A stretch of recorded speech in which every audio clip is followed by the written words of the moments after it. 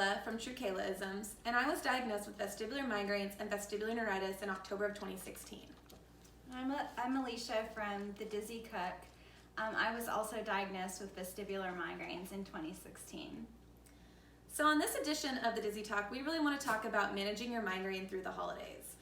And we put out a questionnaire on Facebook and Instagram, and we got a really overwhelming response from people who have questions on how to manage their supplements, what to do when you're at a holiday party, how to manage your family. So I feel like maybe we'll just start off answering a few different questions. And that's something that I just try to stay with the supplements I'm on and just remember to take them, because I think that's the hardest part about the holidays is you're so distracted with everything going on. So if you can, set an alarm or do whatever you need to do to make sure you take them at the same time that you're used to taking them, I think that really helps. Yeah. One thing I do increase is magnesium through the holidays, just because, either your sleeping patterns are changing or you're more stressed. And I feel like that extra magnesium can really help to relax you, whether that's in pill form or you're supplementing it in a bath, like with magnesium chloride, or even just like a foot soak. I think it's really helpful to do that. Yeah, I definitely agree. Magnesium, especially if you're having a hard time sleeping, which I've been even struggling with this month. Yeah. So I agree with that. I think for me, I got diagnosed right before the holidays, so I was going through that transition of, how do I learn how to deal with vestibular migraines on top of flying home to see my family. Right. And I think the biggest problem was I didn't communicate, and I think that's going to be kind of a theme through this talk today, because communication really is a big thing that you need to prioritize, just so people are aware of how you're feeling. But I remember being at Christmas dinner, sitting around the dining table, didn't really tell anybody that lights and sounds triggered me, and I remember in the middle of dinner I had to bolt out of the dining room to go upstairs in my dark room because I couldn't handle it, and I started having a panic attack because of the dizziness I was experiencing. So I think for being a newbie during the holidays, just communicate with your loved ones, your friends, your family, and let them know, hey, these are what my triggers are, this is what makes me uncomfortable, or what can make my dizziness worse. And I think that if that's out there, that can be really helpful, just for your friends and family to be aware. And it's great for spreading awareness too. Right. I mean, most of the time, I had never heard of a vestibular disorder before I was diagnosed. I would have never understood what people like us are going through. Mm-hmm. So I think even if it's, your husband's coworkers or whatever, my husband's coworkers all know about my illness now, but if you talk about it, you become more comfortable with it too. I totally agree with that. It doesn't hang over your head so much, and I think you help people to understand exactly what people like us go through, and it becomes more of a common talking point and less kind of the stigma too. Right. Yeah. Right. Exactly. I agree.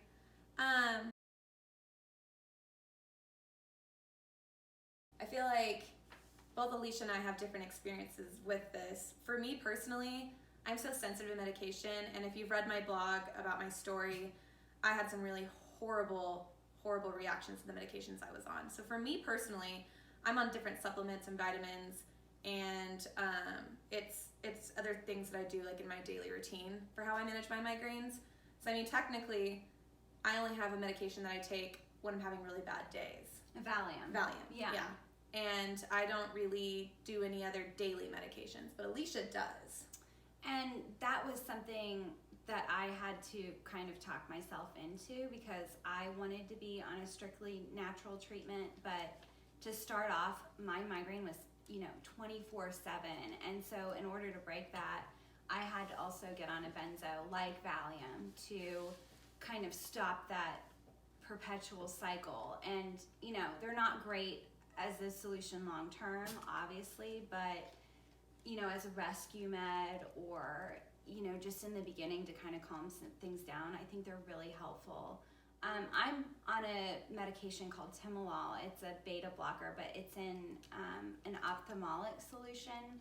So it's a super tiny dose. I have no side effects from it.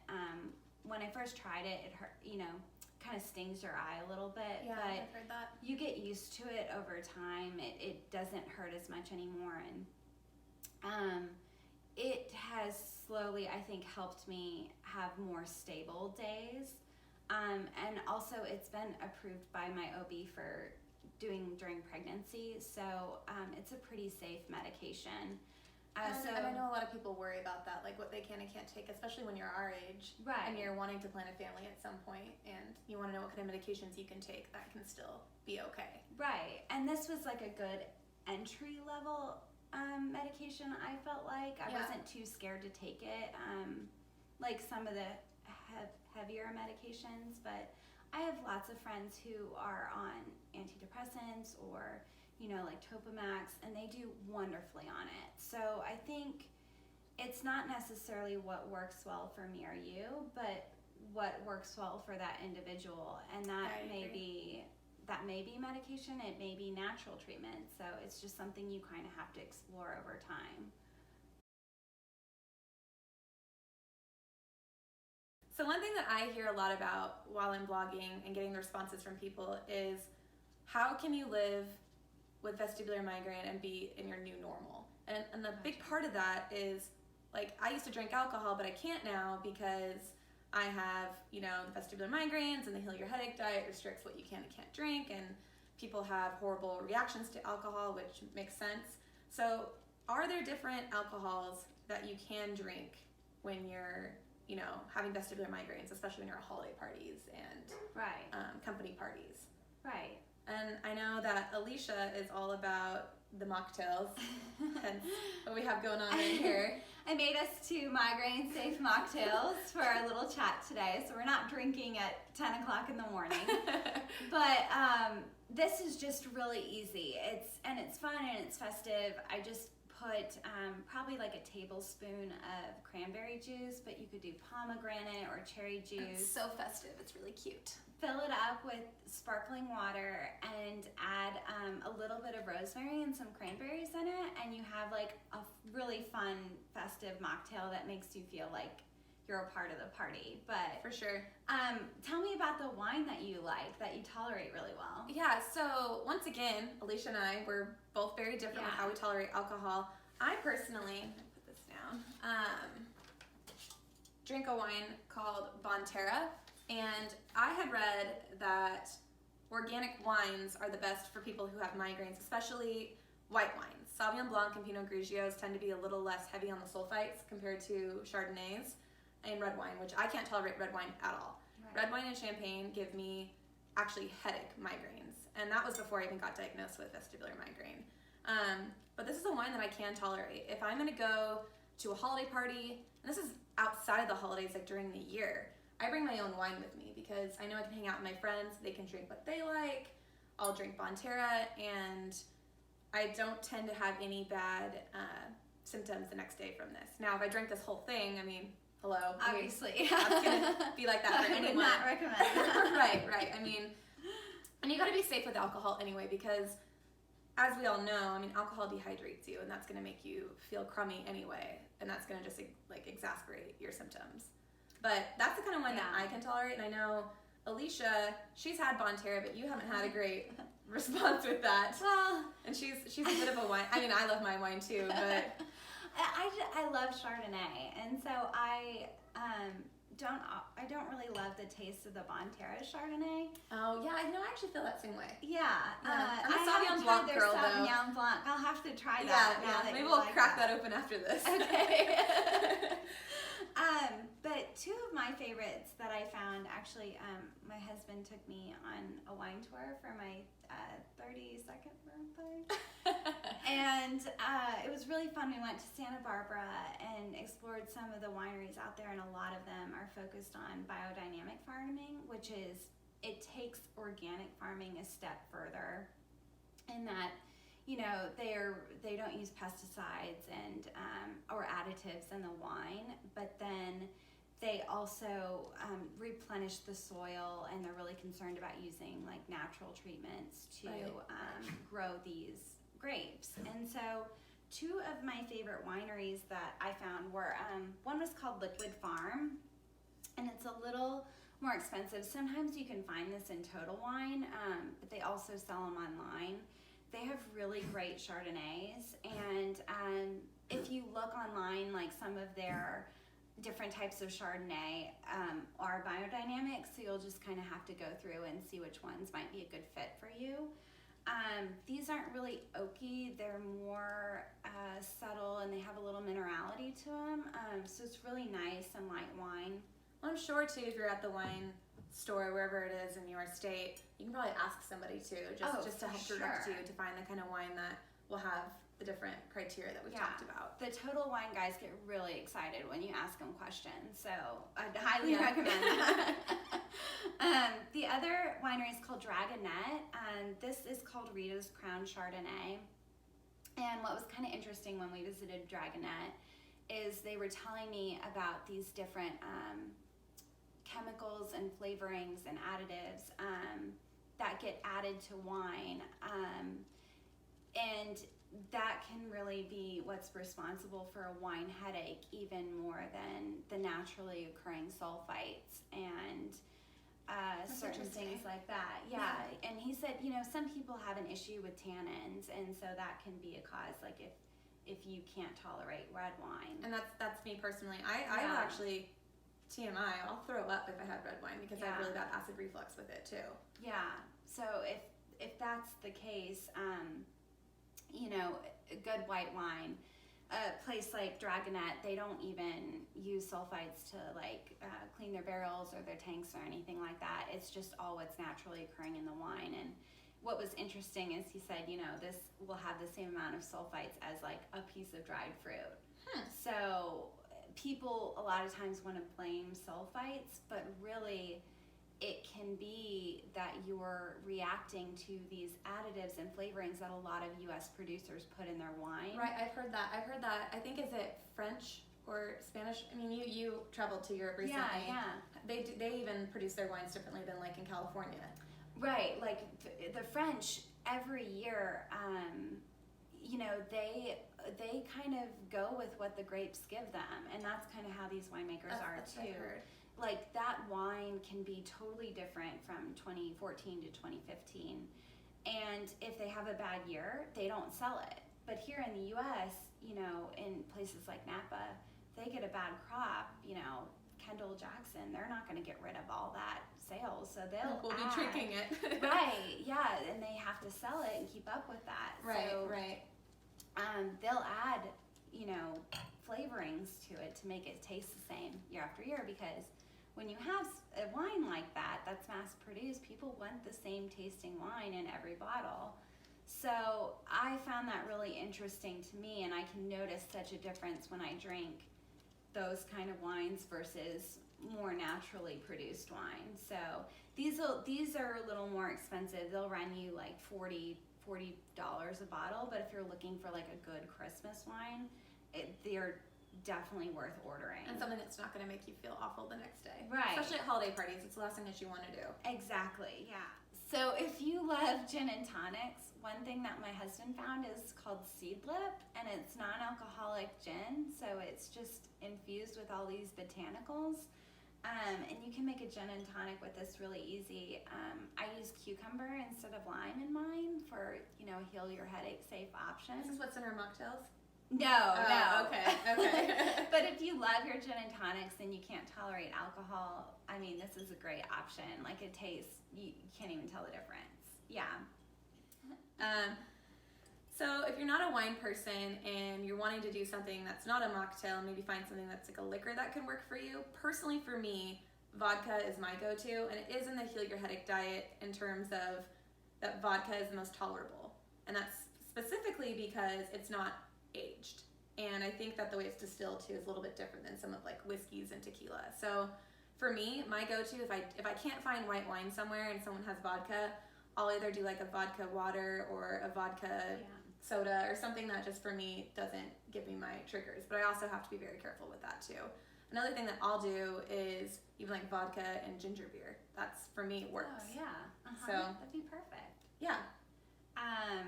And a lot of that is a good vodka too, like finding one like maybe Tito's, right? Or we're in Texas, so yeah. This is Rocker. It's from my friends in Colorado, but just finding a reliable distillery that you really enjoy or that you know doesn't bother you can be really helpful. Yeah, I think the biggest thing when it comes to alcohol though is that you need to know your own body. Right. Like clearly what we've talked about today, what's worked for me may not work for Alicia and vice versa. So, don't overdo it. And this is, if you're at a holiday party, enjoy that glass of wine, but just be kind of aware of, what you are drinking. Yeah. I know something else that I do too is I went to a holiday party a couple weeks ago, and one of my girlfriends there is aware that I have vestibular migraines, and she knows that I'm very careful about what I'll consume. And so she specifically even bought certain types of wine for me, so I didn't have to bring the wine. That's so nice. If you talk to your friends and you're open about it, like we talked about, a little bit ago, people are going to be really open to just helping however they can too. Yeah, so. I think so too. And another good rule of thumb is to always have like 2 drinks of water to every drink of alcohol. So that'll kind of pace you throughout the night. And it'll keep you hydrated so you're not hurting the next day. Right. So that's kind of a basic overview of what you can drink when you're at holiday parties. And like I said, what works for Alicia may not work for me and vice versa. So it kind of just depends. You just need to know your body. Right. But I think another thing that when you go to holiday parties is all of the food. I mean, you go to a big holiday party, there's going to be a spread of food. So how is it that you can figure out what you can or cannot eat? And luckily we have the Dizzy Cook here, and I'm going to let her take this on because I'm not the food pro. So one of my favorite easy dishes to bring are cheese plates. So like crackers and cheese are so easy. You don't have to spend a lot of time cooking. Boursin cheese is really great. Their garlic and herb is migraine safe. And then if you get goat cheese, like a goat cheese log, and that's the best. Put it with some like jam or jelly on top of it, like blueberry or apricot. You could even put herbs or seeds on top of it. It looks super fancy, but you literally just dropped it on a plate with some crackers. And it has like that holiday feel festive to it. Yeah. So stuff like that. Maybe those mini mozzarella balls you could do with some olive oil. So that's something easy that you don't have to stress yourself out over. It's store-bought, and store-bought is fine. Like I know always says that. It really is fine. Like, if you can find good sugar cookies or something that you can eat also that you can bring, it's easy to make and you don't have to stress yourself out in the kitchen. Well, and with the holidays, I mean, sweets and baked goods are such a staple that you'll find at any party. Are there any type of cookies or anything that anyone can look out for, that's like a better option than maybe something with chocolate in it that's clearly going to be a migraine trigger? Right. Like you can usually someone always has like a sugar cookie or a snickerdoodle or even like ginger molasses cookies. Those are usually pretty safe. Yeah. So if you're going to try to navigate the table, try to stick with one of those rather than, the super chocolatey covered cookies.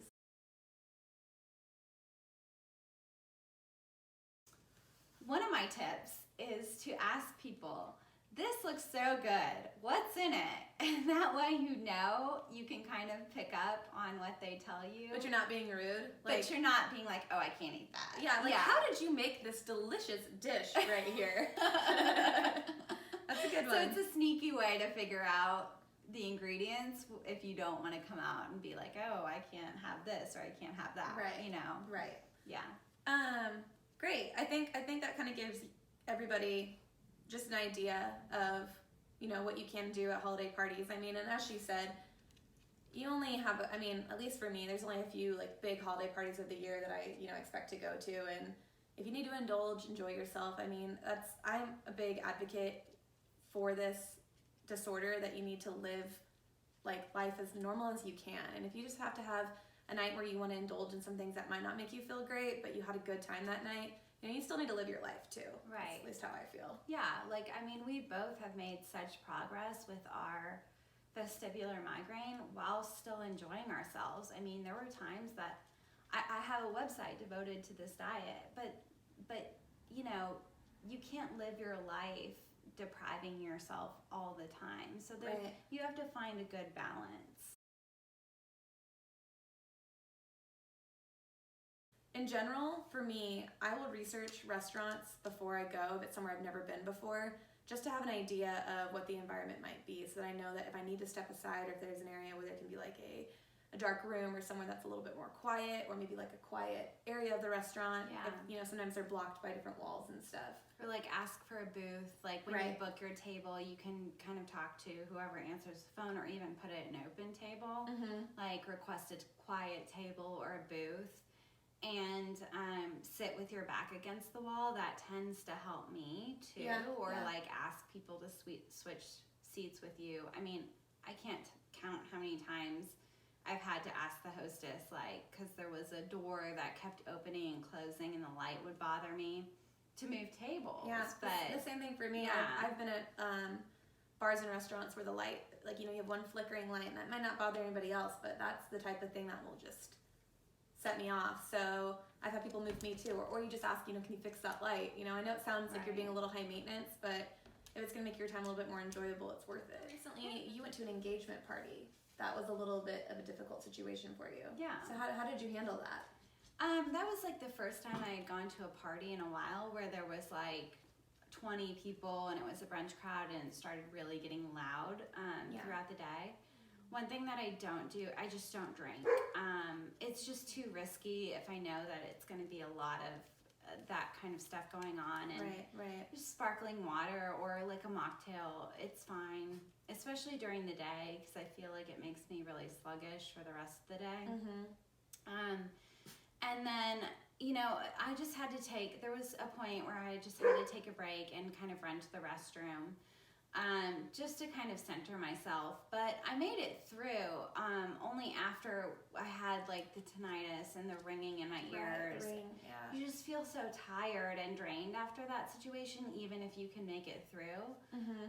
So one thing that it kind of just happened to work out on this day, but I had actually scheduled like a meditation and restorative yoga class later in that afternoon. And I went to that class and I did the practice, and I felt so much better after. The ringing was gone. I felt like my brain had time to really calm down. So even if there's not a class that you can take right after, like using a free app like Calm or Insight Timer. Right, any kind of meditation. Right, just right after to kind of bring yourself down from that crazy high. I mean, it helps so much. I think other things that you can do too, I went to a holiday party just recently and we were all standing outside, and because we're in Texas and we can do that. I think it was like 60 something degrees. Of course. But we were standing outside and it was at that twilight period of time, which that already is really hard for me lighting wise. And so Definitely. if I don't have my sunglasses on, I'm always either wearing my blue filter glasses. And in this case, the way I was standing, they had that laser light Christmas lights like on the house. And that is like the worst thing. Yeah. You know, that, I mean, for anybody just in general, but if you have like Just to a look neurological disorder like we do, you know, that can really set you off. You know, all you have to do is, you know, I am facing my friend and these lights are in my eyes. I'm like, you know what? Can we just switch places really quick? And it's super easy. You know, my friend didn't even seem to think twice about why I did that, because the lights aren't going to bother her as much. Right. And you know, it's something I said in the beginning. It's all about communicating with people. Right. And then that's putting yourself first. Right, I mean, exactly. You have to do that. no reason to suffer through that if you don't have to. And if you're already, you know, it's a really bold thing for you anyway, especially if you're newly diagnosed and it's hard for you to want to get out and do things during the holidays. Yeah. To make sure you are taking care of yourself and just being, you know, communicating with your friends and family to make sure that you're feeling comfortable. Right. The other thing too is, like, if you are newly diagnosed and you're feeling a little, I mean, I know we both have talked about this. When I first got diagnosed, I was like bedridden. I didn't want to leave my bed. I didn't want to leave my house. Right. My house was like a black cave all the time because of how sensitive I was to light. But I do think it's important that it's the holidays. You don't want to miss out on that. It's such a happy time of the year to get out, and even if you just stop by the party to say hi to your friends and maybe just stay half an hour. Right. And you know? Uber, I mean, now it's so easy to get around. You know, you don't have to drive. Like, if you can't drive, there's always Uber or Lyft or one of those apps, or even just talking to a friend and asking them to bring you if they're okay with leaving early. Yeah. I think that's nice to be able to go with someone who you can depend on as well. And like we've kind of discussed before, if you're at a house that has a lot of bright lights and it's really noisy, just take a break and go to the bathroom even for a minute, you know, and just turn the lights off and just take a few deep breaths, you know. If you are using meditation in your, you know, practice of making yourself feel better, just take a few deep breaths and just have a moment to yourself before you go back out into the party if you need a break. Yeah. I've done that multiple times. Actually, before I quit my job, I was at a company holiday party, and I would map out where to go to specifically do that because I couldn't handle all the noise and lights, and that's right after I got diagnosed. Yeah. So sometimes it's just easier to go in there with a plan, yes. and that way that anxiety doesn't build up because you know you have tools to help you manage it.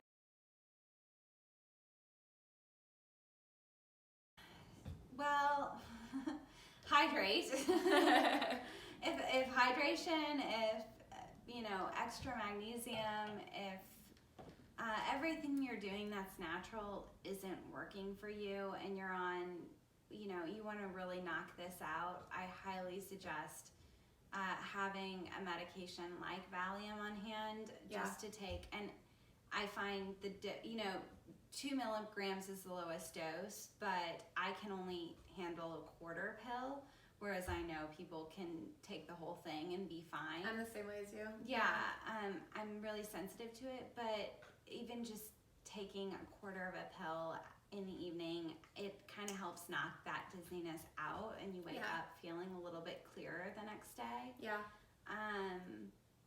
That's one of the, I hate to resort to that, but I mean that's why we have it. That's why doctors have prescribed it. It's not something to abuse, obviously, but it is something that because I'm not even saying it has something with you being like hungover and you're taking the pill because you drank. It's just even the noise. I mean, you were talking about the ringing in your ears. That's one of the worst things for me as well, and like that can lead to just even causing some pain in my ears. Right. And so I wasn't even drinking. And right. That's like a sober thing, just from being in an environment that's filled with lights, noise, movement that can make you feel awful the next day. So definitely, Valium is definitely a good suggestion. Yeah, as a little rescue med. I think also, as she was saying, like doubling up on your magnesium or whatever it is that you need to do, but also planning ahead in terms of, you know, you're going to go to this holiday party, and if you are planning on drinking, or you're already aware that it's going to be a noisy environment, and you know, like I said, I was down for 3 days last week because of me being in that environment. Plan ahead and like meal prep. I mean, I know that you have some suggestions people can do in terms of something that's already prepped that they can just throw in the oven. Yeah, like, I mean, and you may have casseroles left over that you've made for your holiday parties or things like that. Sometimes I love just picking up a naked roasted chicken from like Whole Foods, and that's just a rotisserie chicken that doesn't have any spices or anything on top of it. Doing that with a sandwich, or quick, just throw a bunch of stuff in a pot for a soup. There's lots of easy things you can make that you know, the next day that you can kind of help you get back on track. And I think even just getting right back on your migraine diet can help to feel a little bit better. And then another thing that was really interesting that they talked a lot about at the Migraine World Summit this past year is that ginger is a really effective migraine abortive. I think they've said that it's almost just as effective as taking a triptan. So that could be something to explore. Sometimes it upsets my stomach a little bit, or I'll get like acid reflux with it. So ginger tea, like I'll do like fresh ginger grated in some hot water, and really easy to make. But that can help kind of knock out maybe some of that dizziness a little bit. I think something else you can do too is, just as Alicia talked about before, if you know it's going to be, this is something you actually can do before and after you know you're having something that's going to be really crazy, is either doing a yoga class, some kind of meditation class, or something that can help kind of bring you back down. I know yoga really just with the deep breaths, and even some of the positions that you have in yoga bring more blood flow to your brain, which doctors have said can help kind of alleviate the different spasms that you're having when you're having a migraine. But beyond that, getting a massage. We were just talking about this before we filmed this.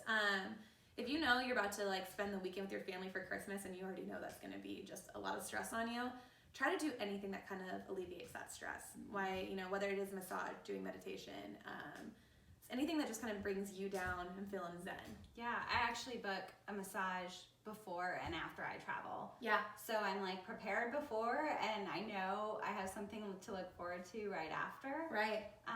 And even if it's not a full massage, there are little places around town that'll offer like reflexology on your feet. Just something to kind of relax you and bring you down, I think is really effective. And if you don't have that available to you, even just lighting some like lavender candles and having some like soft music playing and just turning the lights off, at night when you're with your family. Yeah. Like that can kind of just be your time to kind of just decompress, and hopefully it manages your stress, because I think we both know that stress really truly is one of the worst triggers for your migraine. So yeah. I think that's just kind of the best thing that you can do, and making sure that you're prepped ahead of time and you kind of are prepared to deal with the aftermath as well. Exactly. So, I think that's all we have. Okay. We're really excited to be doing these Dizzy Talks, and we really hope this was informative and kind of gave you some tips and tricks on how to deal with your migraines during the holidays this year.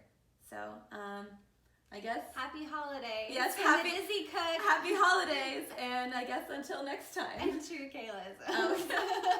My name is Kayla. Merry Christmas, Kayla. Cheers.